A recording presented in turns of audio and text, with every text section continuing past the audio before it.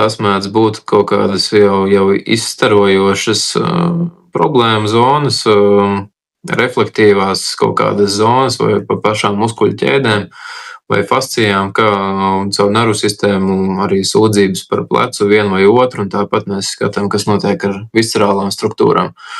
Bet es teiktu, cilvēku vairāk var un spēj atpazīt vēdera pūšanos, varbūt, jā, protams, var un spēj atpazīt urīnceļu problēmu jautājumus, jā, vai urīna nesaturēšanu, vai sasprindzinājumus, starpenes zona, jā, ginekoloģiska rakstura traucējumi.